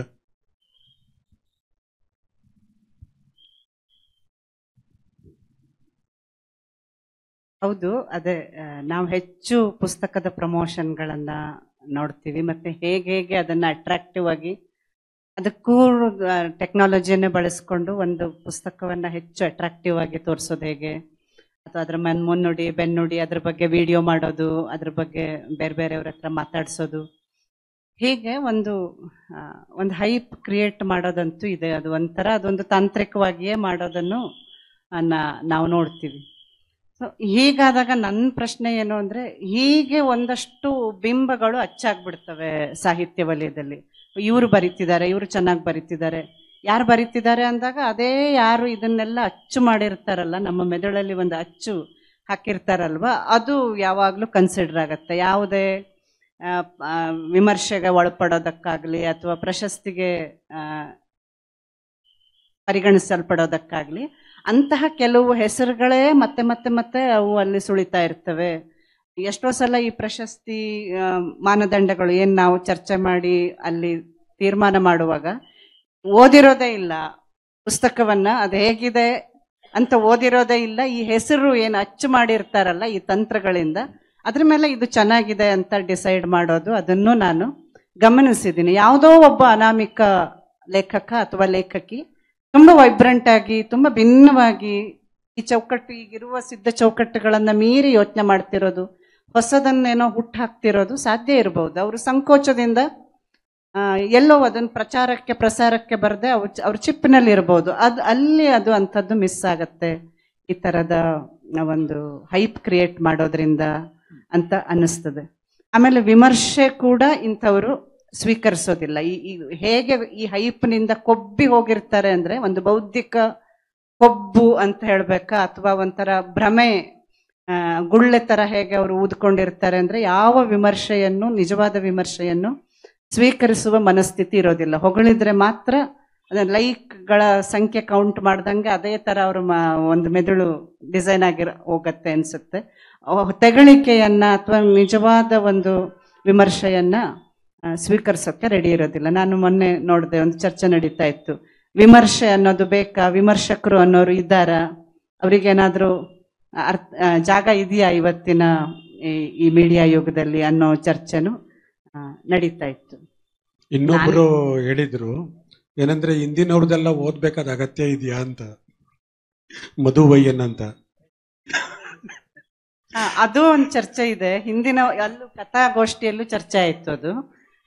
ಅಂದ್ರೆ ಪರಂಪರೆಯನ್ನ ತಿಳ್ಕೊಂಡಿರ್ಲೇಬೇಕು ಈಗ ಬರೆಯೋರು ಅನ್ನೋದು ಕಂಪಲ್ಸರಿಯಾಗಿ ಇದೆಯಾ? ನೀವು ಪಂಪನನ್ನು ಓದಿದ್ದೀರಾ, ಜನನನ್ನ ಓದಿದ್ದೀರಾ ಅಥವಾ ಕುಮಾರವ್ಯಾಸನನ್ನ ಓದಿದ್ದೀರಾ ಅನ್ನೋ ಪ್ರಶ್ನೆ ಬರ್ತದೆ. ಈ ಹೊಸದಾಗಿ ಬರೆಯೋರು ಅದನ್ನೆಲ್ಲ ಕಂಪಲ್ಸರಿಯಾಗಿ ಓದ್ಕೊಳ್ಳೇಬೇಕಾದ ಅಗತ್ಯ ಇಲ್ಲ ಅನ್ನೋದು ನಿಜ. ಕಂಪಲ್ಸರಿಯಾಗಿ ಓದ್ಕೊಳ್ಳೋ ಅಗತ್ಯ ಇಲ್ಲದೆ ಇರಬಹುದು, ಆದರೆ ಮನುಷ್ಯ ಭಾವನೆಗಳು ಅದು ಎಷ್ಟು ಸಂಕೀರ್ಣ ಮತ್ತು ಯಾವಾಗಲೂ ಕೆಲವೊಂದು ಎಷ್ಟು ಸಾರ್ವಕಾಲಿಕ ಮತ್ತು ಸಾರ್ವತ್ರಿಕ, ಅವು ಟೈಮ್ ಟೆಸ್ಟೆಡ್ ಮತ್ತು ಟೈಮ್ ಪ್ರೂವ್ಡ್. ಅಂದ್ರೆ ನಾವು ಅದರದ್ದೊಂದು ಆ ಪರಂಪರೆ ಇಲ್ಲದೆ ಇದ್ರೆ, ಅದರದ್ದೊಂದು ತಿಳಿವಿಲ್ಲದೆ ಇದ್ರೆ, ನಾವಿವತ್ತು ನಾವು ಕಟ್ಟಿದ್ದೇ ಶ್ರೇಷ್ಠ ಅನ್ನುವ ಮತ್ತೆ ಈ ಭ್ರಮೆಗೊಳ್ಳೆಯಲ್ಲೇ ಇರ್ತೀವಿ ಅಂತ ಅನಿಸ್ತದೆ. ಅಡಿಗರದ್ದೊಂದು ಪದ್ಯ ನೆನಪಾಗತ್ತೆ, ಬೇರು ಕಿತ್ತ ಮರ ಅಂತ. ಅದು ಮರ ತುಂಬಾ ಚಂದವಾಗಿ ಕಾಣ್ತದೆ, ಸುಂದರವಾಗಿ ಹೂವು ಹಣ್ಣು ಎಲ್ಲ ಆಗಿರ್ತದೆ, ಅದ್ರ ಮೇಲೆ ಒಂದು ಹಕ್ಕಿ ಕೂತಿರ್ತದೆ. ಬಟ್ ಅದು ಆರ್ಟಿಫಿಷಿಯಲ್ ಆಗಿ ಅದನ್ನ ಮಾಡಿರ್ತದೆ, ಅದಕ್ಕೆ ಬೇರೆ ಇರೋದಿಲ್ಲ, ಅದು ಸತ್ತು ಹೋಗ್ತದೆ ಬೇಗ. ಅಂದ್ರೆ ಶ್ರೇಷ್ಠತೆಯ ವ್ಯಸನ, ವಿಮರ್ಶೆಯ ರಿಜಿಡಿಟಿ ಅನ್ನೋದನ್ನು ಬಿಟ್ಟುನು ಖಂಡಿತ ಒಂದು ಕಲಾಕೃತಿಗೆ ಅದು ತಾಳುವ, ಬಾಳುವ ಮತ್ತು ಒಂದು ಸೃಜನಶೀಲವಾಗಿ ಉಳಿಯುವ ಮತ್ತು ಭಿನ್ನವಾಗಿರುವ ಒಂದು ಗುಣ ಇರಬೇಕಾಗತ್ತೆ. ಬರೆದಿದ್ದೆಲ್ಲ ಶ್ರೇಷ್ಠ, ಬರೆದಿದ್ದೆಲ್ಲ ಸತ್ಯ ಅನ್ನುವ ಅದನ್ನು ಮೂಡಿಸುವುದಿದೆಯಲ್ಲ ಕೃತಕವಾಗಿ, ಅದು ಇಲ್ಲಿ ಆಗ್ತಿದೆ. ಅದನ್ನ ಗಂಭೀರವಾಗಿ ಗಮನಿಸಬೇಕು. ಇಷ್ಟರ ಮಧ್ಯವೂ ತುಂಬಾ ಗಂಭೀರವಾಗಿ ಯೋಚಿಸುವ ಅನೇಕರು ಫೇಸ್ಬುಕ್ ಅಲ್ಲೂ ಇದ್ದಾರೆ. ವಿಮರ್ಶೆಯ ಪರಿಭಾಷೆಗಳಿಗೆ ಒಂದು ಹೊಸ ಮೊನಚನ್ನು ಕೊಡುವ ಮತ್ತು ವಿಮರ್ಶೆಗೆ ಬೇರೆ ಬೇರೆ ಇಡೀ ಜಾಗತಿಕ ಚಿಂತನೆಗಳನ್ನ, ಜಾಗತಿಕ ಸೈದ್ಧಾಂತಿಕ ವಿದ್ಯಮಾನಗಳನ್ನ ತಂದು ಬೆಸೆದು, ವಿಮರ್ಶೆ ಹೀಗೆ ಮೊಂಡಾಗಿದೆ ನಿಮ್ದು, ನೀವು ಹೀಗೆ ಅದನ್ನ ವಿಸ್ತರಿಸುವ, ಶಾರ್ಪ್ ಮಾಡುವ ಅಗತ್ಯ ಇದೆ ಅಂತ ತೋರಿಸಬಲ್ಲ ಬರಹಗಳು ಕೂಡ ಅದೇ ಮಾಧ್ಯಮದಲ್ಲೇ ಬರ್ತವೆ. ಅಂದ್ರೆ ಇಲ್ಲಿ ಎರಡೂ ಒಟ್ಟಾಗಿದೆ ಅಂತ, ನಮ್ಗೆ ಎಲ್ಲ ಮಿಕ್ಸ್ ಆಗಿ ಹೋಗಿದೆ. ಅದನ್ನ ಆರಿಸ್ಕೊಳ್ಳೋದೇ ಒಂದು ದೊಡ್ಡ ಸವಾಲು ಅದರಲ್ಲಿ. ಗೀತಾ ವಸಂತ ಮ್ಯಾಮ್ ಅವರು ಬಿಂಬದ ಬಗ್ಗೆ ಹೇಳ್ತಾ ಇದ್ರು. ನಂಗೆ ಇನ್ನೊಂದು ಪಾಯಿಂಟ್ ಆಡ್ ಮಾಡ್ಲಿಕ್ಕಿತ್ತು. ಅಂದ್ರೆ ಒಂದು ಗೀತಾ ಮ್ಯಾಮ್ ಹೇಳ್ತಾ ಇದ್ದು, ಅಂದ್ರೆ ಹೊರಗಡೆಯಿಂದ ಕಟ್ತಾ ಇರುವಂತ ಒಂದು ಬಿಂಬಗಳು ಇರುತ್ತೆ, ಅದು ಎಷ್ಟು ನಿಜವೋ ಇವತ್ತು ನಾವು ಸಾಮಾಜಿಕ ಮಾಧ್ಯಮಗಳಲ್ಲಿ ನಮ್ಮದೇ ಬಿಂಬವನ್ನು ನಾವು ಅಂದ್ರೆ ಕಾನ್ಸ್ಟೆಂಟ್ ಆಗಿ ಕಟ್ತಾ ಇರ್ತೀವಿ. ನಂಗೆ ಹೆಂಗನ್ಸತ್ತೆ ಅಂದ್ರೆ, ನಾವು ಬಾವಿ ಮುಂದೆ ನಿಂತ್ಕೊಂಡು ನಾವು ಅಂದ್ರೆ ನಮ್ದೇ ಬಿಂಬ ನೋಡ್ತಾ ಇದೀವಿ, ಅಲ್ಲಿ ಎಕ್ಸಾಕ್ಟ್ ಬಿಂಬ ಬೀಳಲ್ಲ, ಸ್ವಲ್ಪ ಆ ನೀರಿನ ಅಲುಗಾಟಕ್ಕೆ ಸ್ವಲ್ಪ ಶೇಕ್ ಆಗಿ ಬೀಳತ್ತೆ, ಅದನ್ನು ನಾವು ನೀಟಾಗಿ ಕಟ್ತಾ ಇರ್ತೀವಿ. ಯಾಕಂದ್ರೆ ಇವತ್ತು ನಾವು ಯಾವ್ದನ್ನು ನನ್ನ ಜೀವನದಲ್ಲಿ ಆದ ಅತೀ ದುಃಖದ ಗಳಿಗಳನ್ನ ನಾವು ಸ್ವಲ್ಪ ಹೆಮ್ಮೆಯಿಂದ ಶೇರ್ ಮಾಡ್ಬೋದು, ಆದ್ರೆ ಇವತ್ತು ನನ್ನಲ್ಲಿ ಜಲಸಿ ಇತ್ತಾ ಅದಿತ್ತ ಅದ್ ಯಾವ್ದು ಶೇರ್ ಮಾಡಲ್ಲ. ಸೊ ಈ ತರದ ಬಿಂಬಗಳು ಅಂದ್ರೆ ಇದು ಹೆಚ್ಚಾಗ್ತಾ ಅಂದ್ರೆ ಈ ಒಳ್ಳೆ ಅಂದ್ರೆ ದಿ ಆಲ್ವೇಸ್ ಸೊ ಅಂದ್ರೆ ಗುಡಿ ಗುಡಿ ಒಂದ್ ಬಿಂಬಗಳಿರುತ್ತಲ್ಲ ಅದೇ ಜಾಸ್ತಿ ಆಗಿ ಅದು ವಿಚ್ ಲೀಸ್ಟ್ ನಾರ್ಸಿಸಮ್ ಅಂತ ಅನ್ಸುತ್ತೆ. ನಾವು ನಮ್ಮದೇ ಬಿಂಬಗಳು ನೋಡ್ಕೊಂಡು ಅಂದ್ರೆ ಅದು ಇನ್ನೊಂದು ರೀತಿಯ ಅತಿರೇಕ ಅಂತ ಅನ್ಸುತ್ತೆ. ಅದು again if I can connect to what Geeta ma'am is saying, ಅಂದ್ರೆ ಇವತ್ತು ನಾವು ಅಂದ್ರೆ ನನ್ನದೇ ಕೃತಿಗೆ ಅಥವಾ ಅಂದ್ರೆ ನಾವು ಬರ್ದಿರೋ ಅಂತ ಒಂದು ಲೇಖನಕ್ಕೆ ಒಂದು ಕಟುವಾದ ವಿಮರ್ಶೆ ಬಂದ್ರೆ ನಾವು ಅದನ್ನ ಫೇಸ್ ಮಾಡಕ್ ರೆಡಿ ಇದೀವ. ಅಂದ್ರೆ ನಾವ್ ಎಷ್ಟು ಎಂಗ್ರಾಸ್ ಆಗ್ತಿದೀವಿ ಅಂತ ಅಂದ್ರೆ ಒಂದು ಸಾಮಾಜಿಕ ಮಾಧ್ಯಮಗಳಲ್ಲಿ ನಮ್ಮ ಅಟೆನ್ಷನ್ ಸ್ಪ್ಯಾನ್ ಕೂಡ ಕಡಿಮೆ ಆಗ್ತಾ ಇದೆ, which is boils down to ಅಂದ್ರೆ ಇನ್ಸ್ಟಾಗ್ರಾಮ್ ರೀಲ್ಗೆ ಆಗ್ತಾ ಇದೆ. ಸರಿ, ಅದಕ್ಕೆ ಅದರದೇ ಆದಂತಹ ಒಂದು ಪಾಸಿಟಿವ್ಗಳು ಇರ್ಬೋದು. ಆದ್ರೆ ಕನ್ನಡ ಸಾಹಿತ್ಯದ ವಿದ್ಯಾರ್ಥಿಗಳಾಗಿರುವಂತವ್ರು ಅಥವಾ ಅಂದ್ರೆ ಕಲಾಭ್ಯಾಸಿಗಳಾದವರು ಅಂದ್ರೆ ಆ ವಿಮರ್ಶೆಯನ್ನು ತಗೋತೀವ ಅಥವಾ ಅಂದ್ರೆ ಜನಪ್ರಿಯ ಅಂದ್ರೆ ಇವಾಗ ಓದುಗರೆ ಅಂದ್ರೆ ಪುಸ್ತಕ ಬರೆದು ಹಾಕ್ತಿರ್ತಾರೆ, ಅದು ಕೂಡ ಇವತ್ತು ಒಳ್ಳೆ ವಿಷಯಗಳನ್ನೇ ಹಾಕ್ತಾರೆ. ಅಂದ್ರೆ ಒಂದ್ ವಿಮರ್ಶೆ ನೆಲೆಗಟ್ಟಲ್ಲಿ ಹಾಕಲ್ಲ. ಸೊ ಅಲ್ಲಿಗೆ ನಾವು ಸ್ಯಾಟಿಸ್ಫೈ ಆಗ್ತಿದೀವ ಅನ್ನೋದು ಕೂಡ ನಮ್ಮನ್ನ ನಾವು ಇಂಟ್ರೋಸ್ಪೆಕ್ಟ್ ಮಾಡ್ಕೋಬೇಕು ಅಂತ ಅನ್ಸ್ತೀವಿ. ಒಂದು ನಾವು ಆಗ್ಲಿಂದ ಮಾತಾಡುವಾಗ 3 ಜನರಲ್ಲೂ ಇಣುಕ್ತು ಏನಂತಂದ್ರೆ ಪುಸ್ತಕದ ಮಾರಾಟಕ್ಕೆ ಸಂಬಂಧಪಟ್ಟ ಹಾಗೆ ಸಾಮಾಜಿಕ ಮಾಧ್ಯಮ, ಸಾಮಾಜಿಕ ಜಾಲತಾಣಗಳಲ್ಲಿ ಹೇಗೆ ಅದು ಒಂದು ದೊಡ್ಡ ಕೆಟಲಿಸ್ಟ್ ಆಗಿ ಕೆಲಸ ಮಾಡ್ತಿದೆ ಅಂತ. ಉದಾಹರಣೆಗೆ ಮಧುದು ಕನಸೆ ಕಾಡು ಮಲ್ಲಿಗೆ, ಅದು ಬಹುಶಃ ಈಗೆಷ್ಟು 2-3ನೇ ಎಡಿಷನ್ಗೆ ಬಂದಿರಬೇಕು. ಅದು ಆಗಿದ್ರೆ ಅದಕ್ಕೆ ಒಂದು ಮುಖ್ಯ ಕಾರಣ ಸಾಮಾಜಿಕ ಮಾಧ್ಯಮ ಕೂಡ ಅಂತ ನಾನು ಅನ್ಕೊಂಡಿದ್ದೇನೆ. ಅಷ್ಟೇ ಅಲ್ಲ, ನಾನು ಆಗ್ಲೇ ಕೋಟ್ ಮಾಡಿದಂತಹ ಈ ಮಲಯಾಳಂ ಕಾದಂಬರಿ ಏನಿದೆ ಅದು ಪುಸ್ತಕ ಮಾರುಕಟ್ಟೆಗೆ ಬರೋದಕ್ಕೆ ಮುಂಚೆನೆ ಪ್ರೀ ಆರ್ಡರ್ನಲ್ಲಿ ಸಾವಿರಾರು ಕಾಪಿಗಳು ಮಾರಾಟ ಆಗೋಗಿದೆ. ಮತ್ತೆ ಅದೇ ರೀತಿಯ ಅನುಭವ ನಮಗೆ ನಮ್ಮ ಪ್ರಕಟಣೆಗಳಲ್ಲಿ ಕೂಡ. ನಿಮ್ಮ 3 ಪ್ರಕಾರ ಹೇಗೆ ಅಂದ್ರೆ ಈ ಸಾಮಾಜಿಕ ಮಾಧ್ಯಮದ ಲಾಭಗಳು ಅಂತ ಅದರ ಪಾಸಿಟಿವಿಟಿ ಇದೆಯಲ್ಲ, ಅದರಲ್ಲಿ ಬಹುಶಃ ಈ ಪುಸ್ತಕ ಹೇಲಾಗ್ತಾ ಇರುವ ಒಂದಿದಕ್ಕೆ ಅದನ್ನ ಪಾಸಿಟಿವ್ ಆಗಿ ಹೇಗೆ ದಕ್ಕಿಸ್ಕೊಳ್ಬಹುದು, ಹೇಗೆ ದಕ್ಕಿಸ್ಕೊಂಡಿದ್ದೀರಿ?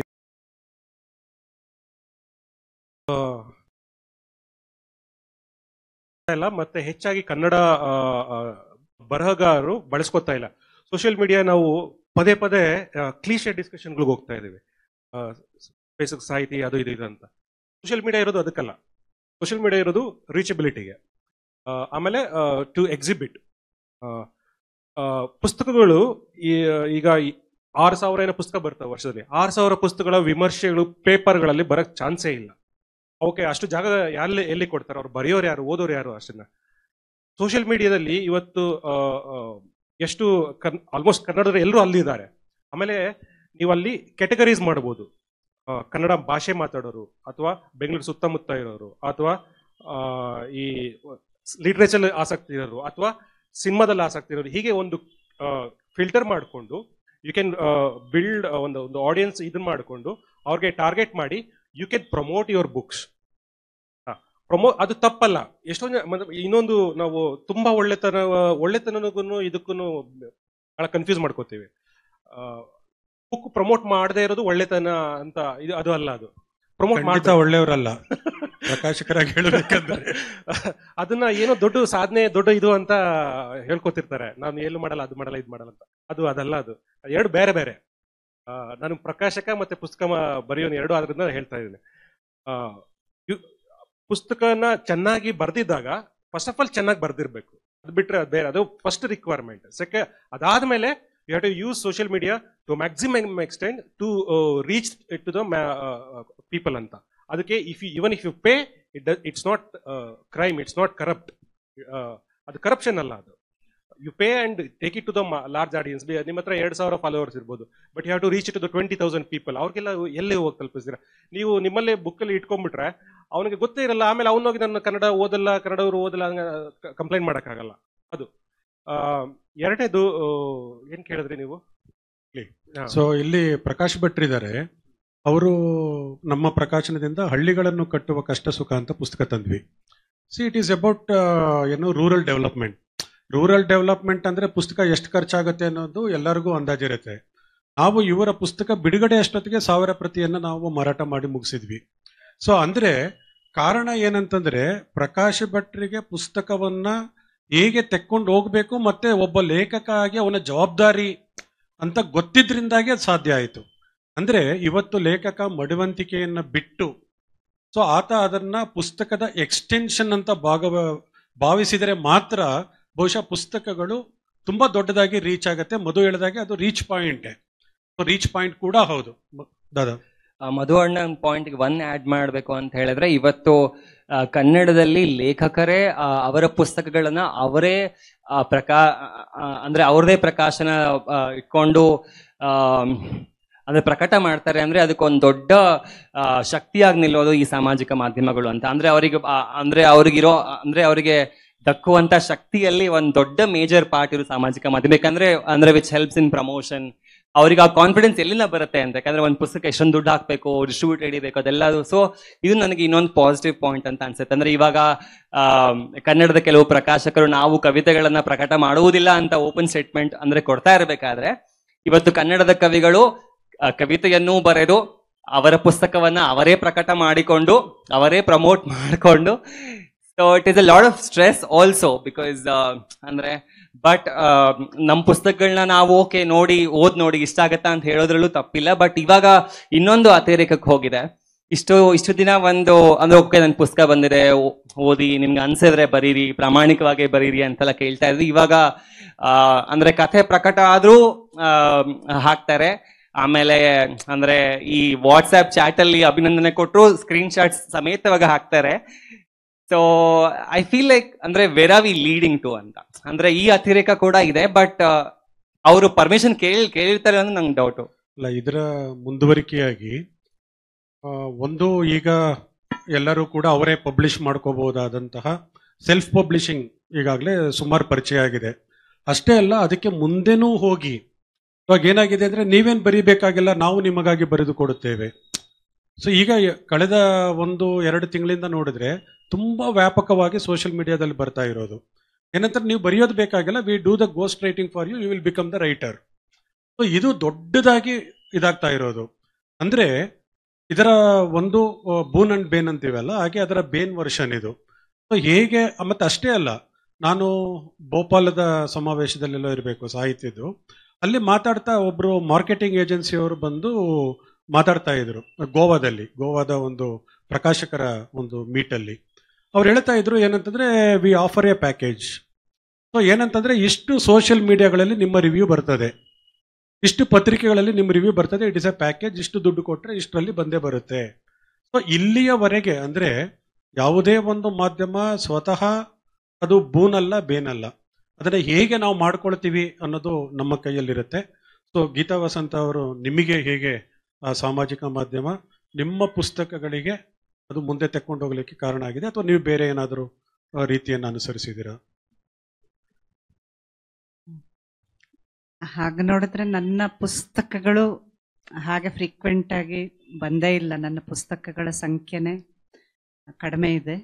ಮತ್ತೆ ನಾನು ಈ ರೀತಿ ಮಧು ಹೇಳಿದಾಗೆ ಅದು ಸರಿ ತಪ್ಪು, ನೈತಿಕ ಅನೈತಿಕ ಅನ್ನೋ ಗೋಜಿಗೆ ಹೋಗ್ದೇನೆ ನಾನು ಈ ರೀತಿಯ ಮಾಧ್ಯಮಗಳ ಮೂಲಕ ಪ್ರಚಾರ ತಗೊಂಡಿದ್ದು ಕಡಿಮೆನೆ. ಅದು ನನಗೆ ಗೊತ್ತಿಲ್ಲ ಅನ್ನೋ ಕಾರಣಕ್ಕಷ್ಟೇ, ಆ ರೀತಿಯ ತಂತ್ರಜ್ಞಾನ ಇದು ಗೊತ್ತಿಲ್ಲ ಅನ್ನೋ ಕಾರಣಕ್ಕಷ್ಟೇ. ಇಲ್ಲೇ ಈ ಹಿಂದೆ ಇಲ್ಲಿ ಕಥೆಗಳ ಬಗ್ಗೆ, ಕನ್ನಡ ಕಥೆಗಳ ಬಗ್ಗೆ ಒಂದು ಗೋಷ್ಠಿ ನಡೀತು, ಅಲ್ಲಿ ಈ ಚರ್ಚೆ ಬಂತು. ನಿಜವಾಗಿ ಏನೋ ಒಂದು ಕ್ರಿಯೇಟ್ ಮಾಡುವವನು ಅಥವಾ ಮಾಡುವವಳಿಗೆ ಅದನ್ನ ಕಥೆನೋ ಕಾವ್ಯನೋ ಬರೆಯೋದಷ್ಟೇ ಅವ್ರ ಕೆಲಸ. ಪ್ರಮೋಟ್ ಮಾಡೋದು, ಓದಿ ಅಂತ ಹೇಳೋದು ಅವ್ರ ಕೆಲಸ ಅಲ್ಲ. ಅದನ್ನ ಮತ್ತೊಂದು ಓದುಗರು ಮಾಡಬೇಕು, ಅಥವಾ ವಿಮರ್ಶಕರು, ಅಥವಾ ಗ್ರಹಿಸುವ ಒಂದು ಲೋಕ ಇರುತ್ತಲ್ಲ, ಅದನ್ನ ಬೆಲೆ ಕಟ್ಟುವ ಗ್ರಹಿಸುವ ಒಂದು ಲೋಕ ಇರುತ್ತೆ, ಅದು ಮಾಡಬೇಕು, ನಮ್ಮ ಕೆಲಸ ಅಲ್ಲ. ಮತ್ತೆ ಬರೆಯೋರಿಗೆ ಒಂದು ಲಜ್ಜೆ ಇರಬೇಕು, ಮತ್ತು ಬರೆಯೋರು ನಾವು ಒಂದು ಕ್ರಿಟಿಕಲ್ ಇನ್ಸೈಡರ್ಗಳಾಗಿ ನಮ್ಮ ಗುಣಮಟ್ಟ ಏನು ಅನ್ನೋದು ನಮಗೇ ಗೊತ್ತಾಗತ್ತೆ. ಅದನ್ನ ನಾವು ಆತ್ಮವಿಮರ್ಶೆ ಇರಬೇಕು ಅಂತ. ನಿಜ, ಇದು ತುಂಬಾ ಸೂಕ್ಷ್ಮವಾದ ಅಬ್ಸರ್ವೇಷನ್ ಮತ್ತು ಸೂಕ್ಷ್ಮವಾದ ಪ್ರಶ್ನೆ. ಇದನ್ನ ಹೆಂಗ್ ಮುಖಾಮುಖಿ ಮಾಡಬೇಕು ಅಂತ ನನಗೆ ನಿಜವಾಗಿ ಈ ಕ್ಷಣಕ್ಕೆ ಗೊತ್ತಾಗ್ತಿಲ್ಲ. ಆ ಒಂದು ಲಜ್ಜೆ ಮತ್ತು ನಾನಲ್ಲ ಅದನ್ನು ಗ್ರಹಿಸೋದು, ನನ್ನ ಕನ್ನಡಿ ಹಿಡಿಯೋದು, ಬೇರೆ ಏನೋ ಇದೆ ಅಂತ ನಮ್ರವಾಗಿ ನಂಬುವುದು ಒಂದು. ಇನ್ನೊಂದು, ಇಲ್ಲ ನಾನು ರೀಚ್ ಆಗಬೇಕು, ನಾನು ತಲುಪಬೇಕು ಅಂದ್ರೆ ಇದರಲ್ಲೇನು ತಪ್ಪಿಲ್ಲ, ನಾನು ಅದನ್ನ ಪ್ರಮೋಟ್ ಮಾಡಲೇಬೇಕು ಅನ್ನೋದು. ಇದು ಎರಡು ಆಲೋಚನಾ ಕ್ರಮಗಳು. ಇದರಲ್ಲಿ ನಾನು ಸ್ವಲ್ಪ ಹಿಂದೆ ಇದ್ದೀನಿ. ನಾನು ನನ್ನ ಪುಸ್ತಕಗಳನ್ನ ಪ್ರಮೋಟ್ ಮಾಡಿಕೊಳ್ಳುವಷ್ಟು ಮುಂದಿಲ್ಲ ಅಷ್ಟೇ. ಇನ್ನು 7 ನಿಮಿಷ ಇದೆ. ನೀವು ಬೆಲ್ ಮಾಡೋದಕ್ಕೆ ಮುಂಚೆನೆ ಮುಗಿಸ್ತೀವಿ ಅಂತ ಹೇಳ್ತಾ, ಒಂದು ನಾವು ಆಗ್ಲೇ ಮಧು ಹೇಳಿದ ಕ್ಲೀಶೇಡ್ ಅಂತ, ನಾವು ಚರ್ಚೆ ಮಾಡ್ತಾ ಇರೋದು ಕೂಡ ತುಂಬಾ ಪ್ರಾಥಮಿಕ ಹಂತದ ಸುತ್ತಮುತ್ತನೇ ಸುತ್ತಾ ಇದ್ದೀವಿ. ಯಾಕೆಂದ್ರೆ ತುಂಬಾ ಅದನ್ನು ದೊಡ್ಡದಾಗಿ ವಿಸ್ತರಿಸಿದ್ರೆ ಅದು 0 ಮತ್ತೆ 1 ಏಕೆ ಎಕ್ಸ್ಪ್ಲೈನ್ ಮಾಡಿದಾಗೆ ಇನ್ನಷ್ಟು ಅದು ಕಾಂಪ್ಲೆಕ್ಸ್ ಆಗ್ತಾ ಹೋಗುತ್ತೇನೋ ಅನ್ನೋ ಭಯ ನನಗಿತ್ತು. ಆದರೆ ಒಂದು ಅಂಶನ ನಿಮ್ಮ ಮುಂದೆಗೆ ತಂದು ಆ ಚರ್ಚೆ ಮೂಲಕ ನಾವು ಮುಗಿಸ್ಬೋದು ಅನ್ಸುತ್ತೆ. ಸಾಮಾಜಿಕ ಮಾಧ್ಯಮ ಅನ್ನೋದು ಕೊಟ್ಟ ದೊಡ್ಡ 5 ನಿಮಿಷನಾ? ಓಕೆ, ಉಡಿಸ್ಬಾರ್ದು ಅಂತಿತ್ತು ನನಗೆ, ಆದ್ರೆ ನಿಮಗೂ ಒಂದು ಕೆಲಸ ಬೇಕಲ್ಲ. ಓಕೆ, ಸೊ ಏನಂತಂದ್ರೆ ಈ ಸಾಮಾಜಿಕ ಮಾಧ್ಯಮ ಅನ್ನೋದು ಗಡಿಯ ಗೋಡೆಗಳನ್ನು ಒಡೆದಾಕಿದೆ. ಯಾಕೆ ಅಂತಂದ್ರೆ ಇವತ್ತು ಎಷ್ಟೋ ಜನ ಲೇಖಕರು ಕರ್ನಾಟಕದ ಆಚೆ ಇರುವ, ದೇಶದ ಆಚೆ ಇರುವ, ಎಲ್ಲೆಲ್ಲೋ ಇರುವ, ಮೂಲೆಗಳಲ್ಲಿ ಇರುವ, ಯಾಕೆಂದ್ರೆ ನಾನು ಕ್ಯೂಬಾದ ಪ್ರವಾಸ ಕಥನವನ್ನ ಬರೆದ ಮೇಲೆ ಕ್ಯೂಬಾದ ಪ್ರತಿಯೊಂದನ್ನು ನಾನು ಹುಡುಕ್ತಾ ಇದ್ದೆ. ನನಗೆ ಒಂದು ಕತೆ ಸಿಕ್ಕಿರಲಿಲ್ಲ. ವಿಶ್ವಕಥಾಕೋಶದಲ್ಲಿ ಒಂದು ಕತೆ ಇದೆ ಅನ್ನೋದು ಬಿಟ್ರೆ ನನಗೆ ಅವರ ಲಿಟ್ರರಿ ವರ್ಲ್ಡೇ ಗೊತ್ತಿರಲಿಲ್ಲ, ಸಿನಿಮ್ಯಾಟಿಕ್ ವರ್ಲ್ಡ್ ಗೊತ್ತಿರಲಿಲ್ಲ. ಅದೆಲ್ಲವುದು ನನಗೆ ಈಗ ಆಕ್ಸೆಸ್ ಆಗಿದ್ದು ಸಾಮಾಜಿಕ ಮಾಧ್ಯಮದ ಮೂಲಕ. ಸೊ ಅಂದ್ರೆ ಎಷ್ಟೋ ಜನರ ಕೊಡೆ ಆದಾನ್ ಪ್ರದಾನ್ ಅದರ ಮೂಲಕ ಆಗ್ತಾ ಇದೆ.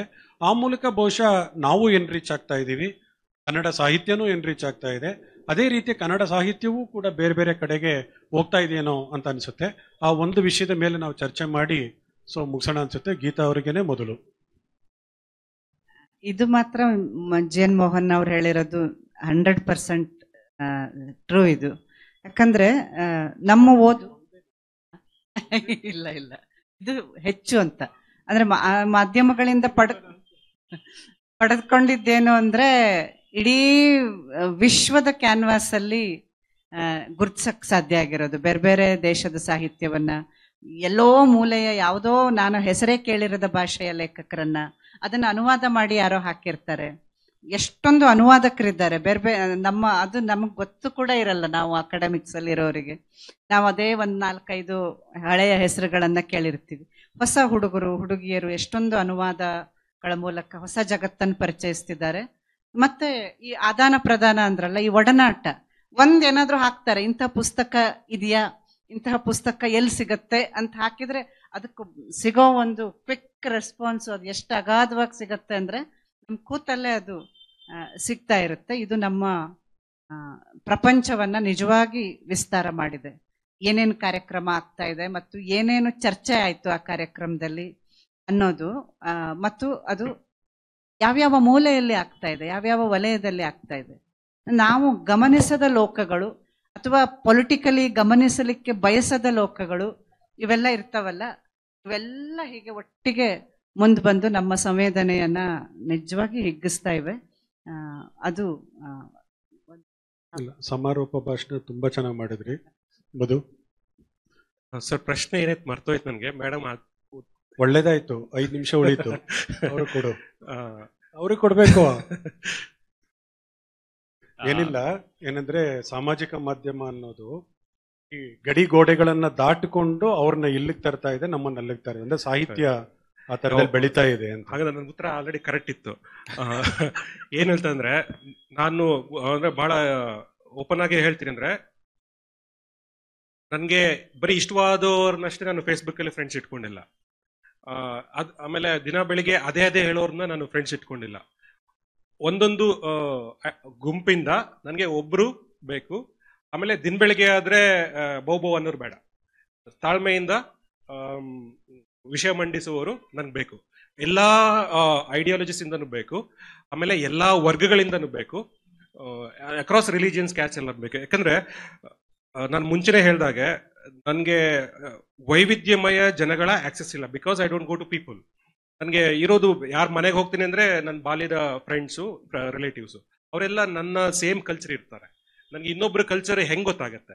ನನ್ಗೆ ಗೊತ್ತೇ ಆಗಲ್ಲ. ಅದರಿಂದ ಸೋಷಿಯಲ್ ಮೀಡಿಯಾದಲ್ಲಿ ನನ್ಗೆ ಸಿಗ್ತಾರೆ ಅವರು ಮನೇಲಿ ಏನ್ ಮಾಡಿದೆ, ಏನ್ ಮಾತಾಡಿದೆ, ಏನ್ ಅಡುಗೆ ಮಾಡಿದೆ, ಅಥವಾ ಏನು ಜಗಳಾಡಿದೆ ಎಲ್ಲನೂ ಹಾಕೋತಿರ್ತಾರೆ. ಅದು ನನ್ಗೆ ಅವ್ರಿಗೂ ಒಂದು ಸಂಸ್ಕೃತಿಯ ಎಕ್ಸ್ಪೋಜರ್ ಸಿಗುತ್ತೆ. ಹಾಗೆ ಅವರು 1 ನಿಮಿಷ. Okay, thank you. ಅದು ಸೊ ಕಡೆಗೂ ನಾವು ನಮಗ್ ಗೊತ್ತಿರುವಂತಹ ಲೋಕ ಅಥವಾ ನಾವು ಒಡನಾಡುವ ಲೋಕದ ಬಗ್ಗೆನೇ ಬರಿತಾ ಇರ್ತೀವಿ. ಈ ಸಾಮಾಜಿಕ ಮಾಧ್ಯಮದಲ್ಲಿ ಅರೆ ಎಷ್ಟೊಂದು ಲೋಕಗಳಿವೆ, ಎಷ್ಟೊಂದು ಎಕ್ಸ್ಪ್ರೆಷನ್ಸ್ಗಳಿದೆ ಅಂತ ನಮಗೆ ಆ ಮೂಲಕ ನಮಗೆ ಮಾಹಿತಿ ಸಿಗುತ್ತೆ, ಗೊತ್ತಾಗುತ್ತೆ. So quickly I want to respond to the first Facebook statement. ನನಗೆ ಏನನ್ಸುತ್ತೆ ಅಂದ್ರೆ, ಈಗ ಹೊರಗಿನ ಅಂದ್ರೆ ಬಿಂಬಗಳು, ಒಳಗಿನ ಬಿಂಬಗಳು ಏನೇ ಇದ್ರು ಕಡೆಗೆ ಅಂದ್ರೆ ನಾನು ಅಂದ್ರೆ ಮಾಡ್ತಾ ಇರುವಂತಹ ಬರಹ ನನಗೇನ್ ಮಾಡ್ತಾ ಇದೆ ಅನ್ನೋದು ತುಂಬಾ ಮುಖ್ಯ ಆಗತ್ತೆ ಅಂತ. ಸೊ ಅದೇ ಅಂದ್ರೆ ಕಡೆವರೆಗೂ ಅಂದ್ರೆ ಬರುತ್ತೆ. ನಮ್ಗೆ ಎಂಥ ದೊಡ್ಡ ಪ್ರಶಸ್ತಿನೇ ಬಂದ್ರು ಅದಕ್ಕಿಂತ ಮುಗಿಲಾದದ್ದು ಅಂದ್ರೆ ನಾನ್ ಬರವಣಿಗೆ ಮಾಡ್ಬೇಕಾದ್ರೆ ನಂಗೆ ಏನೋ ಒಂದು ಜಾಯ್ ಸಿಕ್ಕಿರುತ್ತಲ್ಲ, ಅಂದ್ರೆ ಏನೋ ಒಂದು ನನಗೆ ಹೊಳೆದಿರುತ್ತೆ, ಅದು ಮಾತ್ರ ಅನ್ಸುತ್ತೆ. ಸೊ ಅಂದ್ರೆ ಎಷ್ಟೊಂದು ಜನ ಅವರ ಉತ್ಕಟ ಒಂದು ಅತಿ ಕಷ್ಟಗಳಿಗೆ ಅದನ್ನ ಹೊರಗಾಕಿರ್ತಾರೆ. ಇವತ್ತು ನಮ್ಮಪ್ಪ ಎಲ್ಲ ನಾನು ಒಂದು ಕವಿತೆ ಬರ್ದಿದ್ದೆ ಅಂತ, ಅಂದ್ರೆ ಹೆಂಗ್ KB ಸಿದ್ದಯ್ಯ ನಾನು ಅಕ್ಷರ ಮುಟ್ಟಿದ್ದೆ ಅಂತ ಹೇಳ್ತಾರಲ್ಲ, ಅದೇ ತರ ನಾನು ಒಂದ್ಸಲ ಜೀವನದಲ್ಲಿ ಕವಿತೆ ಬರ್ದಿದ್ದೆ ಅಂತ ಹೇಳ್ತಾರೆ. ಸೊ ಓಕೆ, ಅಲ್ಲಿ ಕಟ್ ಮಾಡ್ತೀವಿ, ಯಾಕೆ ನಾನು 2 ನಿಮಿಷ ಮಾತಾಡ್ಲೇಬೇಕು. ಸೊ ಏನಿಲ್ಲ, ನಾನು ಆಗ್ಲೇ ಹೇಳಿದಾಗೆ ದಾಮೋದರ್ ಮಾವ್ಸೋ ಅವರ ಜೀವ ಕೊಡಲೆ ಚಹಾ ಕುಡಿಯಲೆ ಕೃತಿ ಬಂದಾಗ, ಅವರಿಗೆ ಜ್ಞಾನಪೀಠ ಬಂದಾಗ ಅವ್ರು ಯಾರು ಅನ್ನೋದೇ ಅವಾಗ ನಾವು ಆನ್ಲೈನ್ ಮೂಲಕ ಹುಡುಕೋದಕ್ಕೆ ಶುರು ಮಾಡಿದ್ವಿ. ಅಂದ್ರೆ ಸಾಮಾಜಿಕ ಮಾಧ್ಯಮದ ಮೂಲಕ ಹುಡುಕಿದಾಗ ಅವರು ಎಟ್ಕೋದಕ್ಕೆ ಶುರು ಮಾಡಿದ್ರು. ಅವರ ಕೃತಿಗಳು ಗೊತ್ತಾಯಿತು, ಅವರ ಕೃತಿಗಳನ್ನು ಓದೋದಕ್ಕೆ ಶುರು ಮಾಡಿದ್ವಿ. ಅವರ ಇಂಟರ್ವ್ಯೂನ ಒಂದು ಓದಿದೆ, ಅಲ್ಲಿ ಕೇಳ್ತಾರೆ ಹಿಂದೂ ಇಂಟರ್ವ್ಯೂನಲ್ಲಿ ನಿಮ್ಮ ಕತೆ ಹೇಗೆ ಹುಟ್ಟುತ್ತೆ ಅಂತ ಜ್ಞಾನಪೀಠ ಪ್ರಶಸ್ತಿ ವಿಜೇತರನ್ನ. ಅವ್ರು ಹೇಳ್ತಾರೆ ಏನಿಲ್ಲ, ನಂದೊಂದು ಸಣ್ಣ ಕಿರಾಣಿ ಅಂಗಡಿ, ಅವರು ಕಿರಾಣಿ ಅಂಗಡಿ ಇಟ್ಕೊಂಡಿರೋದು. ಕಿರಾಣಿ ಅಂಗಡಿ ಬೆಳಗ್ಗೆ ಒಬ್ಬ ರೈತ ಎಮ್ಮೆಯನ್ನ ಎಳ್ಕೊಂಡು ಅವನು ಮಾರ್ಕೆಟ್ಗೆ ಹೋಗ್ತಿರ್ತಾನೆ ಮಾರಾಟ ಮಾಡೋದಕ್ಕೆ. ಅದನ್ನ ಸಂಜೆ ನೋಡ್ತೀನಿ, ಆ ಎಮ್ಮೆ ಆ ರೈತನನ್ನ ಎಳ್ಕೊಂಡು ಅವನ ಮನೆಗೆ ವಾಪಸ್ ಹೋಗ್ತಿರುತ್ತೆ. ಈ 2ರ ಮಧ್ಯದಲ್ಲಿ ನನ್ನ ಕತೆ ಹುಟ್ಟುತ್ತೆ ಅಂತ. ಸೊ ಹಾಗೆ ಸಾಮಾಜಿಕ ಮಾಧ್ಯಮನೂ ಅಷ್ಟೇ. ನಾವು ಸಾಮಾಜಿಕ ಮಾಧ್ಯಮ ಅನ್ನೋ ಕಿರಾಣಿ ಅಂಗಡಿ ಇಟ್ಕೊಂಡು ಕುಳಿತಿದ್ದೀವಿ. ಸೊ ಅದರ ಎದುರುಗಡೆ ನಮ್ಮ ಸಾಹಿತ್ಯ ಈ ಕಡೆಯಿಂದ ಆ ಕಡೆಗೆ ಎಳ್ಕೊಂಡು ಹೋಗ್ತಿದೆ, ಆ ಕಡೆಯಿಂದ ಈ ಕಡೆ ಎಳ್ಕೊಂಡು ಬರ್ತಾ ಇದೆ. ಸೊ ಅಂತ ಹೇಳ್ತಾ ನನ್ನ ತಮ್ಮ, ಚಿಕ್ಕತಮ್ಮ, ಚಿಕ್ಕ ತಂಗಿ ಎಲ್ಲರಿಗೂ ಕೂಡ ಥ್ಯಾಂಕ್ ಯು. ಸಾಮಾಜಿಕ ಮಾಧ್ಯಮ ಮತ್ತು ಕನ್ನಡ ಸಾಹಿತ್ಯ ಈ ಚರ್ಚೆಯನ್ನ ಆರೋಗ್ಯಕರವಾಗಿ ಮುಗಿಸಿ ದಾರಿ ಮಾಡಿಕೊಟ್ಟಿದ್ದಕ್ಕೆ ಎಲ್ಲರಿಗೂ ಧನ್ಯವಾದಗಳು.